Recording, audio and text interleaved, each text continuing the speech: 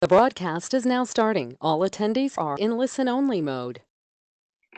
Hello, everyone, and welcome to the Children's Cardiomyopathy Foundation's webinar on pediatric heart transplants. We're glad that you're joining us this afternoon, and we hope that you find the presentation helpful and informative. Before I turn the presentation over to our guest presenter, Dr. Blume, we just have a few housekeeping notes before we begin. If at any point during the presentation you need technical assistance, please type your concern or question in the chat window. If you have any audio issues, you should be able to switch between your computer speakers and using a phone number to call in if needed. That's on the audio panel as well on your control panel. In order to provide a high quality session today and avoid background noise, all attendees are in listen-only mode. Your questions are encouraged and welcome during the presentation. Questions can be submitted using your question box, which is also located on the control panel. We will be taking questions during the last 15 minutes or so of the presentation, so please go ahead and submit your questions as you think of them, and then we'll address them at the conclusion of Dr. Blume's talk. We will also be recording this webinar and posting it to our online community, CCF Connect, so you'll be able to access the information again at a later date. Now, I'd like to introduce our presenter. Dr. Blume is the Medical Director of the Advanced Cardiac Therapies Program at Boston Children's Hospital and Associate Professor of Pediatrics at Harvard Medical School. She is responsible for the clinical, research, educational, and administrative duties of the cardiomyopathy, heart failure, mechanical support, and heart transplant patients. She has served on multiple national committees, including as president of the Pediatric Heart Transplant Society, is the heart representative to UNOS Pediatric Committee, and is currently the chair of the American Heart Association Early Career Mentoring Committee. Dr. Blume has contributed to multiple research projects involving children with heart failure, serving as the principal investigator for an initial multi-center trial of carvedilol in children, as a member of the steering committee for the first randomized beta blocker trial in children. She is currently the site principal investigator for the NIH-funded clinical trials in organ transplant. She was also co-principal investigator of the NIH contract that created Intramax and PDMax VAD registry. Her recent work has focused on improving physician and parent communication and on understanding how parents make complex medical decisions. She has published over 90 peer-reviewed research papers and has been an invited speaker nationally and internationally. We are so glad to have you join us today, Dr. Blume. Thank you so much. I'm going Gina, to, did you get the... Gina, thank you. That is great. Thank you. I just sent you over the screen. Okay, perfect. It works. Thank you. Terrific. Hi, everybody, and thank you so much for having me. That was an impressive introduction, Gina. Thank you. Today we're going to try to cover the entire spectrum of pediatric heart transplantation in about 40 minutes. And I know that many people are coming at it at different times in their child's illness, and I think so I've tried to cover it as if you're listening and your child doesn't need a heart transplant yet, or maybe your child's waiting, or maybe you're post-transplant. So I'm hoping to cover everything, but please feel free to ask questions and we'll have time to answer questions at the end. So I'm hoping to cover some of these topics and some more than others. So how do I know if I need a heart transplant? Where should I go for my heart transplant? What is the heart transplant evaluation? We'll talk a little bit about the waiting time, a little bit about the operation and the hospital stay, and then towards the end talk about immunosuppression, some transplant do's and don'ts, and some long-term considerations for children undergoing heart transplant. So just a brief history of heart transplantation. The first transplant was done in 1967, which was a really long time ago. He survived 18 days without any immunosuppression. And then baby Faye got a baboon heart, was the first child to get a heart transplant in 1984. Most of the programs in the US, including ours, started in the mid-80s. So I'll start with a quick patient, and again, as you watch her grow, you'll see me age. So patient EG was 8-month-old, presented in the emergency room with rapid breathing. She was noted to have a fast heart rate and was growing at the 5th percentile. A chest x-ray showed a very large heart. An echo on that night showed severe dilated cardiomyopathy. She was admitted to the cardiac intensive care unit and started on cardiac meds. She was initially discharged home on her meds. So how do we know when we see a new patient who needs to think about heart transplant? We worry when patients continue to have symptoms of heart failure despite being on optimal medical management. We worry if your quality of life is hindered by your heart failure symptoms. But in order to really make the decision, you need to know what your expected life would be like without transplant and compare that to what it would be like with transplant. So let's start from the beginning. We know that that the #1 rule is to stay as close to home as possible for your transplant evaluation, your waiting, and your transplant. We're a very small, tight community of pediatric cardiac transplant doctors. We all know each other really well. We've all trained each other.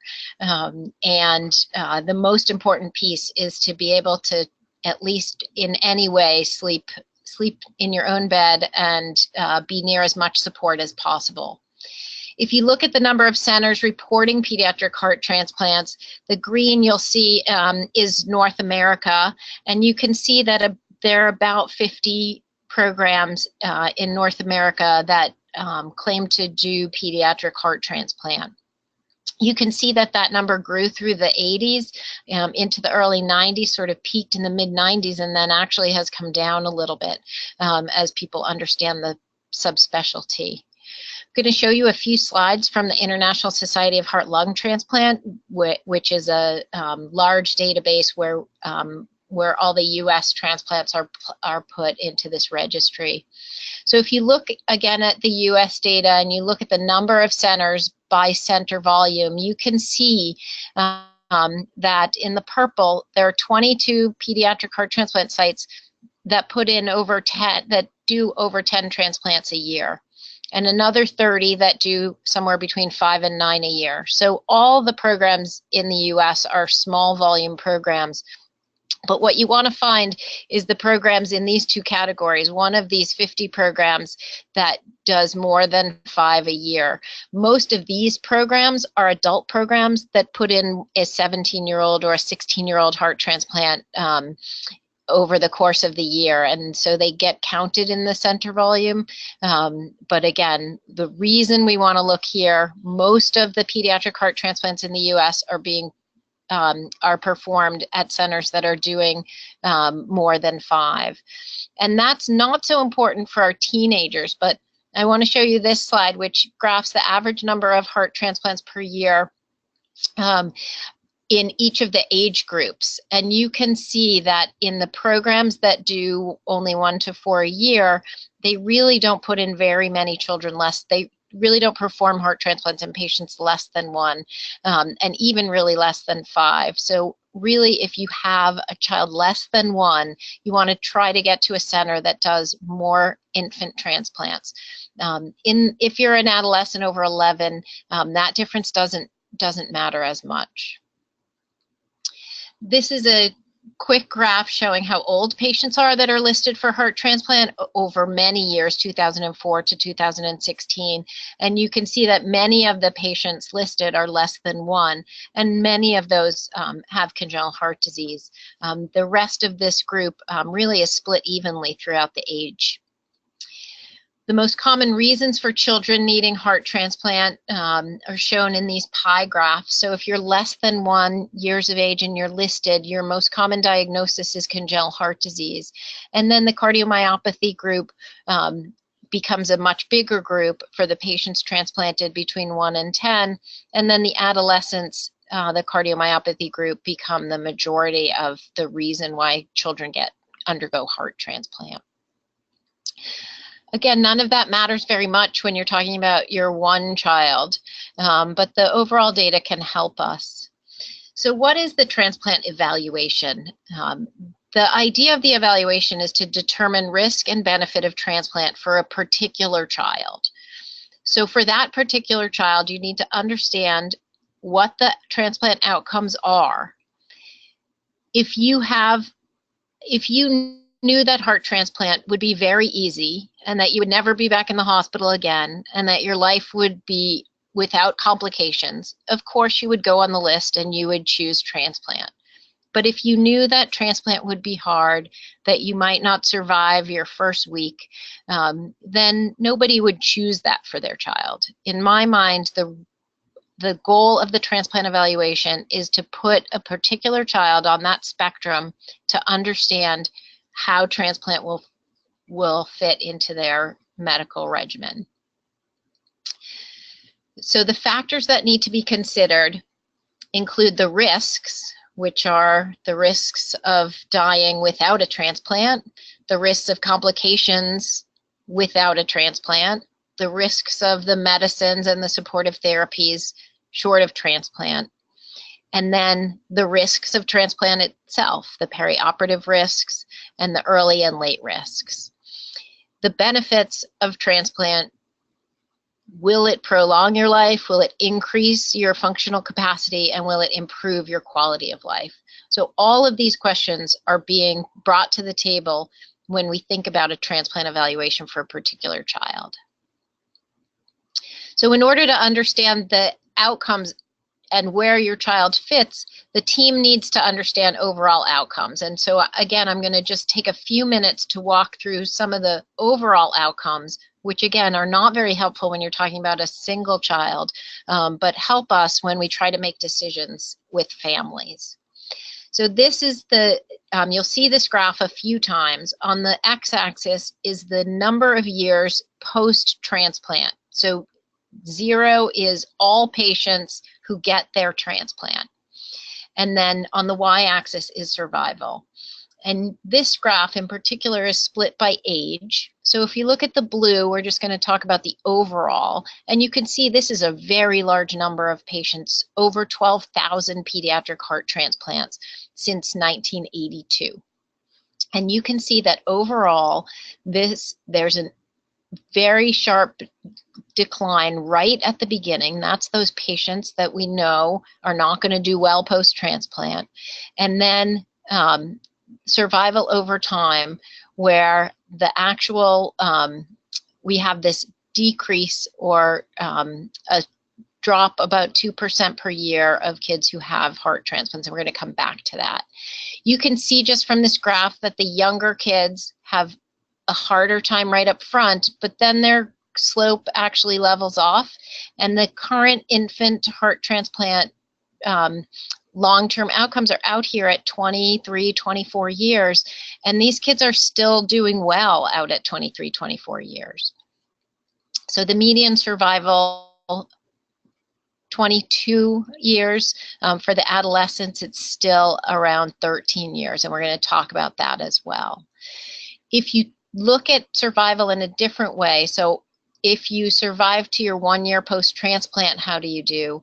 And we can see that those curves are much better. So that first year post-transplant is intensive and high monitoring, but kids do well after that. And again, we're going to walk through these particular issues in the evaluation so we can try to guess what curve you're going to be on. The second to last important point that I want to show is this graph where by era, we are showing that we're getting better at heart transplant. So if you were transplanted from 1982 to 1989, you were somewhere on this curve. And you can see that in the most recent era, we are getting better. Every 5 years we get better. And so again, if you can keep a child healthy with medical management and put off heart transplant, say you evaluated this patient in 2008 and you decided that you could try some new medications and keep him healthy, and now you were seeing him again in 2018 and evaluating him, you can see that you already bought yourself some survival benefit just by putting off transplant if that was safe and possible.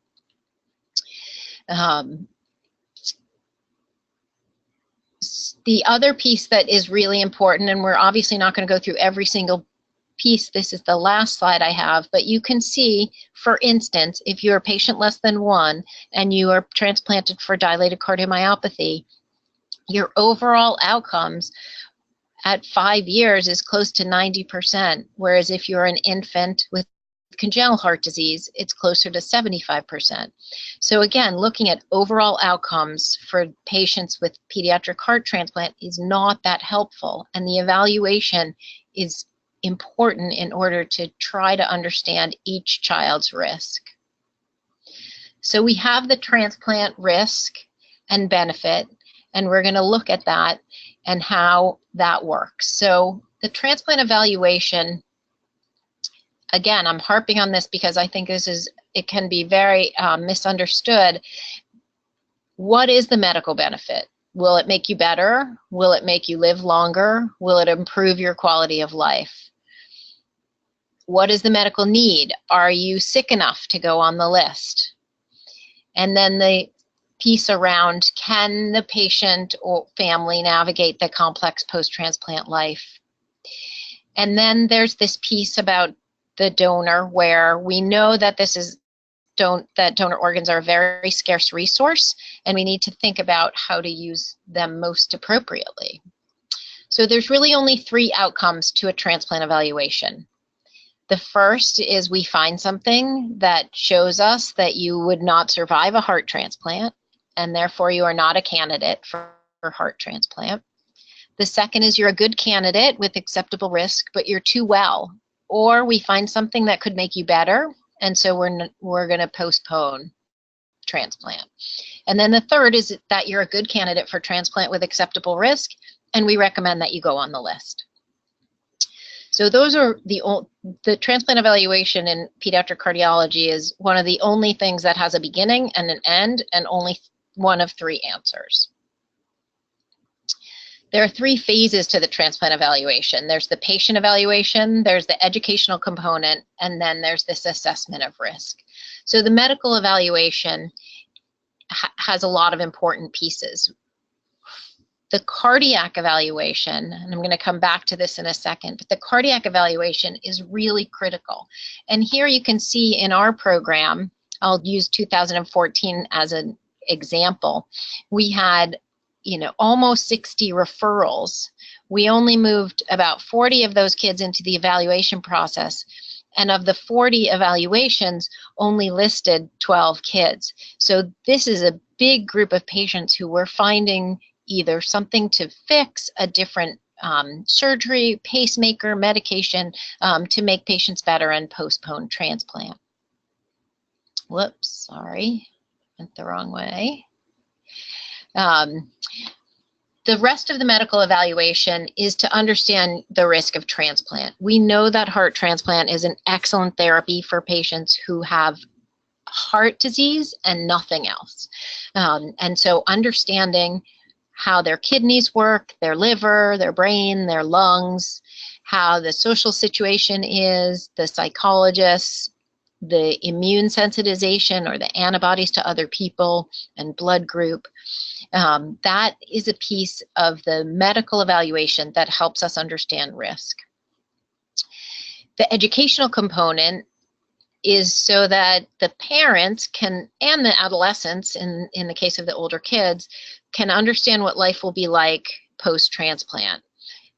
Infectious disease risks, what medications, what are the side effects, what are all the possible complications. And of course, any one patient is not going to have every complication, but we don't know which one you'll have, so we tell you about all of them.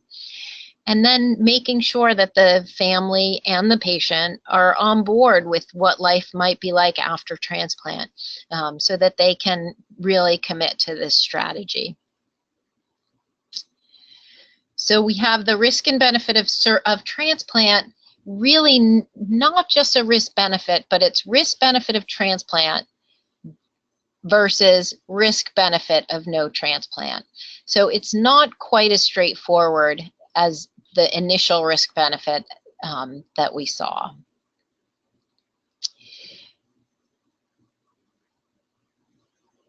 The interesting thing about transplant for pediatric cardiologists is that it is regulated by the federal government. And in the National Organ Transplant Act of 1984, the government appreciated that the gift of a donor heart is a public resource, which is so different from almost anything else in pediatric cardiology or really in pediatrics.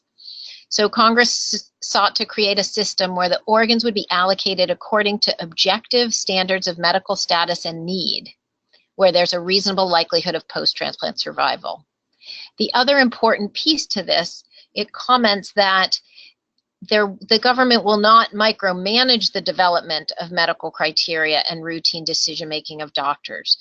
So this piece is important because really what happens in this next multidisciplinary meeting, where once you have all your testing and you've done all your education, what seems to be behind closed doors trying to decide which of these three categories you'll be in is really different depending on what institution and what center you're at. And the government is not telling us who to list. They're saying use your most appropriate medical judgment after your evaluation. So the multidisciplinary meeting with the social workers, psychiatrists, the surgeons, the cardiologists, physical therapy, nutrition, social work, helps decide where you sit on those three resolutions of your evaluation. And then that should be followed by a post-evaluation meeting with the family. You should expect to get the results of all your testing.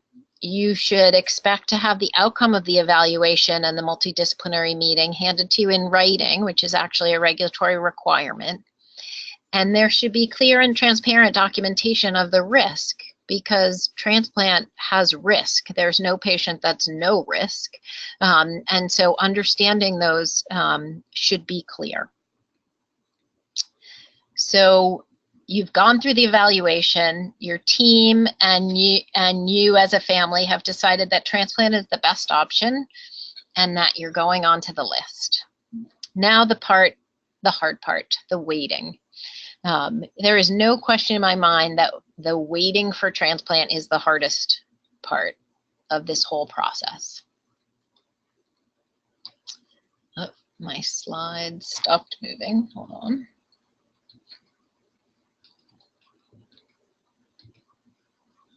All right, here we go, sorry. So in order to get on the list, you will sign some papers. You will be entered into the UNOS UNET system, which is the federal contract with strict regulatory guidelines. And it really is just a web-based entry system that puts you on the list. You can be listed at multiple institutions. You would have to go through an evaluation at all those both institutions, but it is possible to be listed in more than one place. And there is no question that waiting on the list is crazy making. You will start to read the obituaries, you will start to scan the internet, and it is really important to remember that you're not wishing for another child to die. You're wishing that when some tragedy happens, that family is counseled to donate, but it isn't a very awkward place for teams and for families. And your child will be listed in the by criteria that will depend on how sick they are. So if your child is needing a mechanical heart or a ventilator to stay alive, then you will be to the top of the list as a 1A. If you are sick requiring IV medications, but you could be at home, you will be listed as a 1B. And then if you're home and going to school, you will be listed as a status 2. You'll also be listed by how much you weigh and by your blood type. One of the there are lots of different ways to stay healthy while waiting, and going through all of these was sort of beyond the scope of today, but I will just mention that keeping kids healthy while they're waiting and making sure that they don't get sicker is one of the priorities of patients on the wait list. Really good understanding of their nutrition and their calories will make a big difference in the outcomes of how quickly you recover from your surgery. We know that we have outpatient medications that keep children with cardiomyopathy healthy while waiting.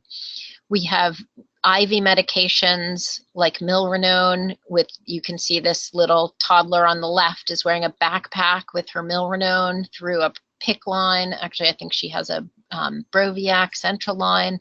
And you can see she's actually at home in hiding in a closet or something. And again, trying to get life as normal as possible, because the wait times can be 6 to 12 months for children waiting for transplant. And then we have ventricular assist devices, which are small mechanical hearts that can be put in the operating room. And for the younger kids, you have to stay in the hospital, but for the older kids, you can at least move on with your life. And you can see Devin here. He went back to his senior year. He graduated from high school, and he actually moved into his freshman dorm, and he lived for 7 months in his freshman dorm on his VAD, plugging himself in at night and doing really well until he got his heart in the spring of his freshman year. So our goals while waiting is to continue to have life.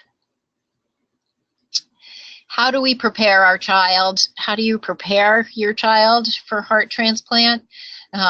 Again, living life is the first piece. I think for many parents, working through your own issues about it first, because kids are so attached to their parents, especially kids with cardiomyopathy, and they will pick up on all of your worries and frustrations. Here we have a great storybook, and for the toddlers, like the 4 to 7 year old group or 8-year-olds, we don't really tell them much until we get that phone call and they come into the hospital for their transplant. And we have a great storybook that walks them through what will happen over the next 12 hours or so to help them prepare.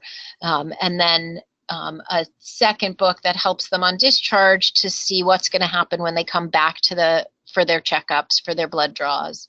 The other thing that's worked really well is something called the surprise box for the older kids, the 8 to 17, 18-year-olds, where we work together to put together a box that they open when they come into the hospital or when they find out they're about to get their heart. And it includes some surprises, but also some arts and crafts and things that help them pass the time, because between the time that you know you're going to get your transplant and the time you go to the operating room can often be upwards of 12 or 15 hours. And then answer their questions. Kids will ask where they are. So if the child doesn't want to know where the heart comes from, they won't ask you where the heart comes from, so you don't talk to them about where the heart comes from. If they want to know, they're going to ask, and if they ask, we have to answer their questions. This, of course, pertains to the kids that are less than 14. Really, the adolescents have to know and really have to be on board, and we have had teenagers who were so adamant about not knowing that we said, well, we can't put you on the list until you know, so let's work through this over the next few months and then we'll list you. I can't stress enough how important it is to continue on with life while you're waiting. So let's talk briefly about the operation itself. Gina, how are we doing for time? I have no clock. We're at 12:30 right now, so okay, another 15 Great. minutes or so. Mm-hmm. Thanks. Great. So I won't talk much about the operation except to say that patients with congenital heart disease undergoing heart transplant is a completely different operation than children with cardiomyopathy undergoing heart transplant. And so if you hear from your friends or you read on the internet about patients post-transplant, it's really important to understand that if you have had many prior surgeries, so either a retransplant or congenital heart disease, your transplant surgery and your post-operative recovery will be completely different than children with cardiomyopathy. And again, really important to try to focus on your own child and to try to stay away from the social media stories of other children who are in your space. There are 2 times that we talk about. There's an operative time, which is the amount of time your child is in the operating room or your child is on the heart-lung machine. And then there's the ischemic time, which is the amount of time the donor heart is in the bucket, traveling from donor to recipient. And those are both important times, and the shorter both of those times are, the better. But especially for babies, we know that hearts can sit outside the body for 5, 6, 7 hours without any trouble. The surgical team will be your own team. So here, the Boston Children's surgeons drive or fly to wherever the donor is. They do the operation on the donor heart, while the second surgical team, transplant team here, is starting surgery on your child. And that timing is important so that you limit the amount of time that heart is not in a body. So although it may seem like, wow, they called and the heart was supposed to be here at 8 and now it's midnight and nothing is happening, there are lots of reasons for delays. And what I always tell families is add 3 hours to anything we ever say when we're in the operating room, because it is all about communication and flight times or driving times, and minimizing the amount of time that child is on the heart-lung machine and the heart is in the bucket. And so we are often very prepared, and then the really good transplant surgeons will sit and wait and wait and wait for the perfect timing. One thing that's been very helpful, especially for our cardiomyopathy families, is to actually ask for a tour of the ICU and see another child who's had heart surgery, who's recovering in that first day. And I think for many of our cardiomyopathy families, we sometimes forget that you haven't had surgery, you haven't been in an ICU, and I think seeing another child before you see your own has been very helpful for many of our families. So what about post-transplant life? So once your new heart is in and you've recovered from your surgery, the biggest issue of transplant is that you are balancing again. We have lots of balance in transplant. The possibility of rejection versus the side effects of the medications that treat rejection. And this is an ongoing balance that happens currently for the rest of your life. We know that if you do not take your medicine, your body will reject your heart, whether you're 3 days post-transplant or whether you're 30 years post-transplant. So we're not obviously going to learn all about the immune system today, but just briefly, we know that the immune system is very important for all of us. It fights infection and it cleans up mutated cells. So all of us have cells that turn over and sort of turn into cancer cells every day, and our body recognizes those and gets rid of them. So there are 2 parts of the immune system that are important for, just going to play all this, that are important for our fighting infection. The first is the T cells, and that is the cell-mediated immunity that can recognize non-self. So if you have the chickenpox or an ear infection, these T cells will go to that site where there's foreign matter. They will stimulate, they will destroy it. So that is the T cell or the cell-mediated immunity. And then there's another pathway called the B cells, which are the humoral pathway, where the B cells get stimulated by something like a virus or a bacteria, and they produce antibody against those. This is how our vaccines work.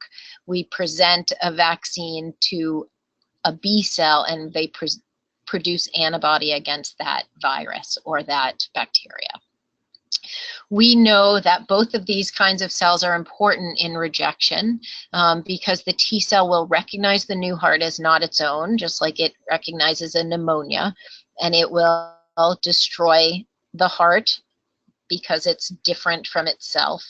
And we know that the B cells will also recognize the new heart and can produce antibody to it. So our medications are targeted at these two kinds of cells to decrease the ability to cause rejection. That will also increase the risk of infection and the risk of cancer cells because of the important role that these have in the normal body. So we target lots of different places for the immune system. Right at the very beginning, in the early post-transplant phase, most children will get steroids. Some will get induction or thymoglobulin. Most children will get an anti-proliferative agent, Cellcept or Imuran are the common ones. These are the trade names. And then most patients will get a calcineurin inhibitor, also known as tacrolimus or cyclosporin.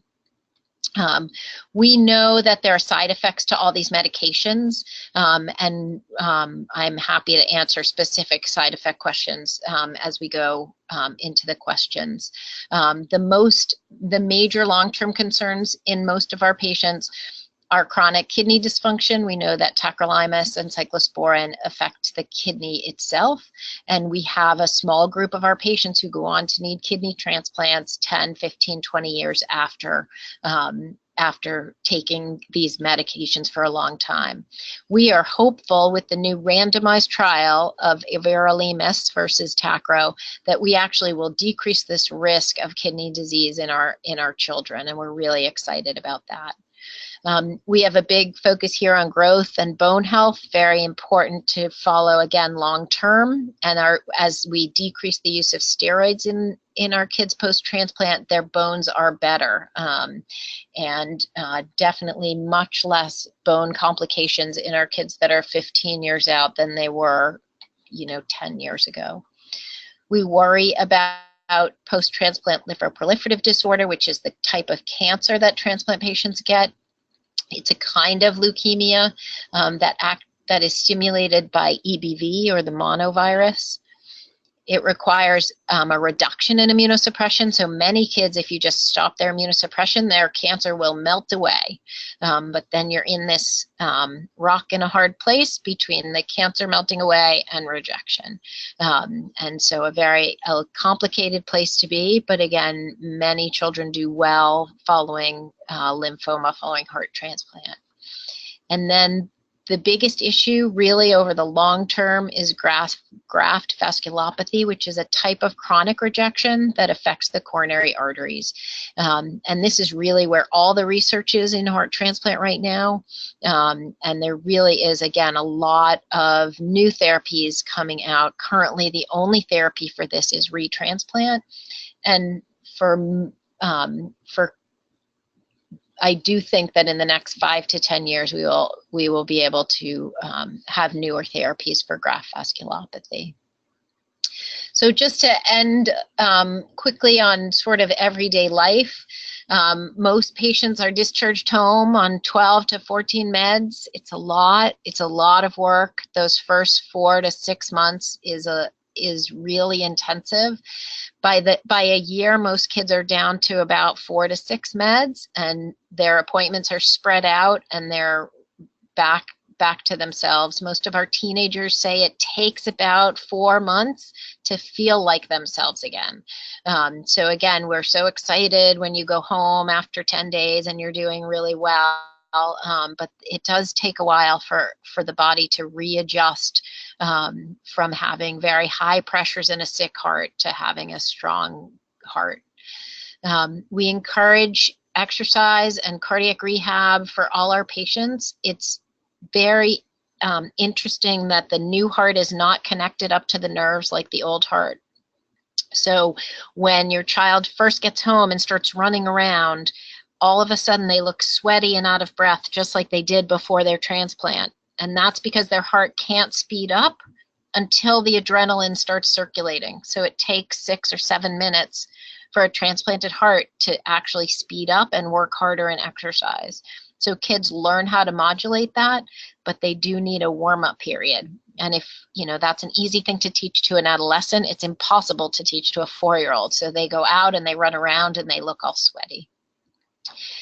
Most of our teenagers balance the risks that we say. We talk about fresh water, we talk about don't eat sushi, and everybody comes to terms with all the rules and how those rules fit into their own life. I think after transplant, there's a lot of learning disabilities and neuropsych that come up. I don't think that transplant actually causes them. I think that we tend to ignore them when kids are sick and let our school age and middle schoolers sort of fly under the radar academically because they're sick. And then after transplant, they're well, and we start to notice those things. So just in summary, transplant evaluation is a process to determine how to balance the risks and benefits. There are many excellent transplant centers in the US. Be sure to specifically ask that there's a pediatric cardiac surgeon for the infants. Overall survival for children with cardiomyopathy is good and improving. Mortality still little bit per year after that first year. We didn't talk much about adherence, but all the adolescents have adherence issues. Survival post-transplant is really good. Life is not normal. I will finish with our case from the early waiting for transplant through middle school, through adult life, and this is possible with your single graft, with normal function, and it is really a way to get kids who otherwise would not survive their childhood to become amazing college graduates. So I'm going to end there and see if there are any questions. Thanks so much, Dr. Blume. That was a great talk, very informative. We appreciate it. We do have a few questions, and if anyone else wants to submit a question, go ahead and type it into your question box. But the first question is, what is the name of the drug that may cause less kidney disease compared to Prograf? It's called everolimus, Everolimus.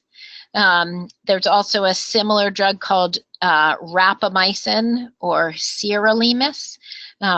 We actually just got an enormous grant from the Department of Defense, which is really the first federal grant for pediatric heart transplant in the US, to randomize kids once they're 3 months post-transplant to between Tacro and everolimus, and we're really excited that they recognize that the pediatric heart transplant population is a really important group to study. So that is, we just enrolled our first patient. It's going to be open to, I think, 14 or 15 centers around the country.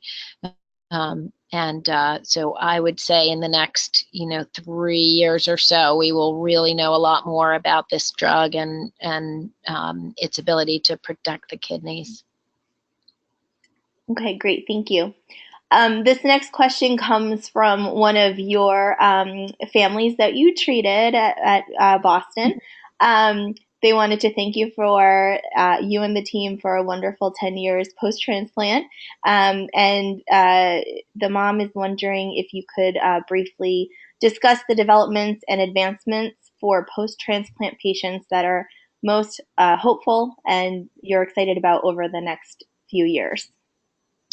Yeah, I think the thing about both cardiomyopathy and heart transplant is that the research really is pretty remarkable. And I think in my 20-something years watching the field change and knowing what's coming is really hopeful. I think that there's so much work in the stem cell world, and how, I joke with my teenagers that, if you need another transplant, we're going to be able to draw your blood and put it in the 3D printer, and we're going to make you a heart with your own cells, and then you're not going to need any immunosuppression anymore.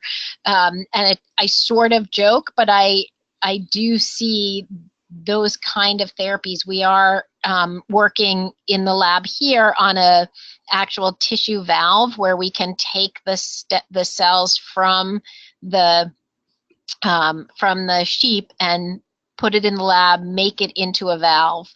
So we already can make the valves, and there are lots of people working on how to make the muscle cells. There's a lot of new developments on taking stem cells and turning them into heart muscle cells. 10 years ago, we thought that was impossible. We thought you were born with muscle cells and you couldn't make more. But it turns out you can actually make stem cells, force them into a myocyte or a heart cell path. So that's really exciting, and I think will work whether it's your heart or your transplanted heart. I think learning about the genetics is another really exciting piece, and we're seeing both genetics of cardiomyopathy being really important to perhaps curing cardiomyopathy, but also the genetics of how your heart transplant responds to some of these different meds. So if you have a specific gene, maybe Tacro is the right med for you, but if you have a different gene, maybe you actually should get switched to one of the newer medications earlier. So I think that the gene therapy as well really does pertain to this group of patients. Okay, great, thank you. Another question is there a required number of miles or hours that you have to be away from the hospital or close to the hospital once you are listed? That is a good question. I know that it varies pretty dramatically from center to center.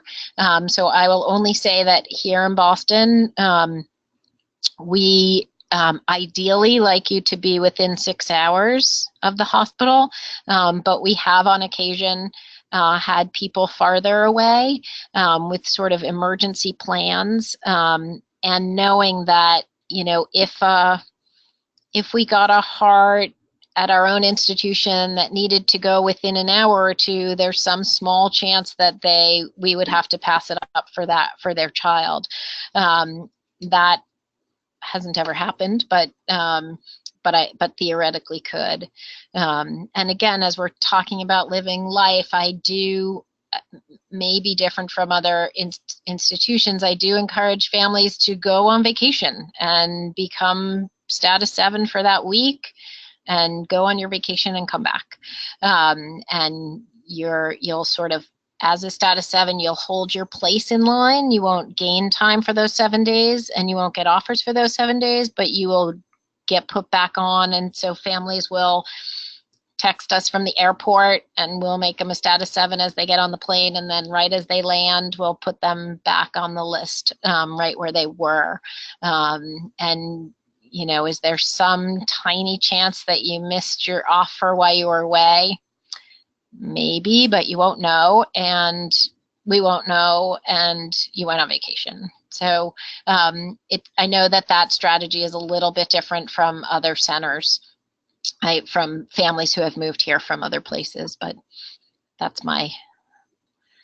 our rules here. Okay, thanks.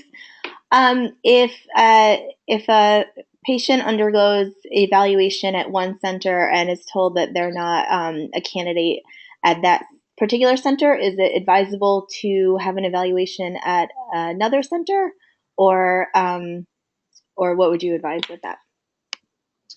Yeah, that's a really good question. There are definitely slightly different rules or assessment of risk at different places, as well as at different times in programs.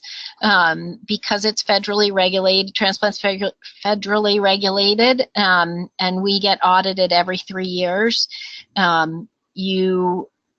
Its outcomes are really important because they will close you down. And so there are some times where some centers can take more risk than other centers.